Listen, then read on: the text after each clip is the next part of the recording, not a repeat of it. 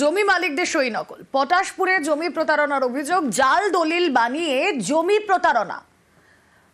পঞ্চায়েত কর্মীর বিরুদ্ধে অভিযোগ। কি অভিযোগ শুনুন একবার। 40 বছর ধরে আমরা জায়গা চাষ করে এসেছি, কিন্তু অসুবিধা নেই। এবার আবার কেনা জায়গা, দলিলও আছে, রেকর্ডও আছে, কিন্তু এবার যে আমরা চাষে নামতো না, হরেকৃষ্ণ পয়রা বাধা দিচ্ছে যে এই জায়গা আমাদের তোদের না। কি করে হলো না, আমাদের দলিল রেকর্ডকে টেম্পারিং করে ওরা বর্তমান জাল দলিল করে রেজিস্ট্রি করে নিয়েছে এবং রেকর্ডও বাইর করে নিয়েছে।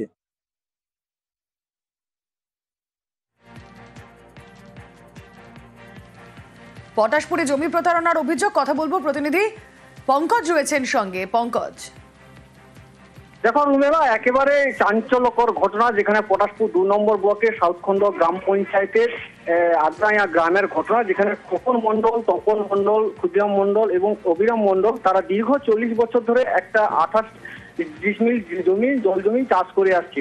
হঠাৎই তারা যখন চাষ করতে যায়, তখন স্থানীয় এক পঞ্চায়েত কর্মী, যে হরেকৃষ্ণ পয়রা নামে, তিনি কিন্তু তার দলবল নিয়ে কিন্তু বাধা দেয় এবং মারধরেরও হুমকি দেয় বলে এমনটাই অভিযোগ। সেক্ষেত্রে তারা যখন জানতে চায় যে এই জমি তো আমাদের জমি, দীর্ঘদিন ধরে আমরা চাষ করেছি, তখন তিনি বলেন যে এই জমি আমার। তারা সার্চিং করে দেখেন যখন যে তাদের সই নকল করে দলিল বানানো হয়েছে এবং রেকর্ডও বানানো হয়েছে। সেই কারণে সেই জমি দখল করেছে বলে এমনটা কিন্তু দাবি করছে। এবং যেক্ষেত্রে তারা বিডিও অফিসে গিয়ে ব্লক প্রশাসন আধিকারিক যে রয়েছে তাদের কাছে অভিযোগ দায়ের করেছেন। ব্লক প্রশাসন তিনিও দিচ্ছেন যে তদন্ত করা হচ্ছে বিষয়টা নিয়ে।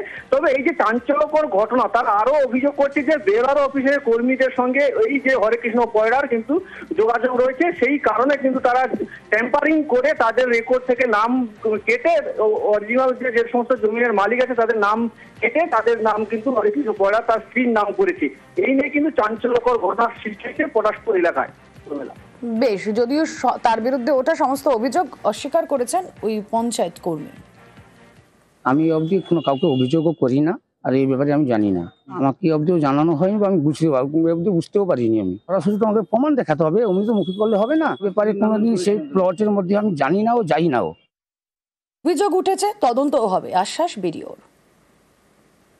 একটি সুনির্দিষ্ট অভিযোগ পেয়েছি, আমাকে অভিরাম মন্ডল, ক্ষুদিরাম মন্ডল তারাও অভিযোগ করেছেন এবং খোকন মন্ডল, তপন মন্ডল তারাও একটি অভিযোগ করেছে। পটাশপুর থানার ওসি সাহেবের সঙ্গেও কথা বলেছি, এটা নিয়ে আমরা একদম স্পেসিফিক এনকোয়ারি করবো এবং বিএলআর সাহেবের কাছ থেকেও আমরা কি আছে ডিটেলস সেটা জানতে চাই।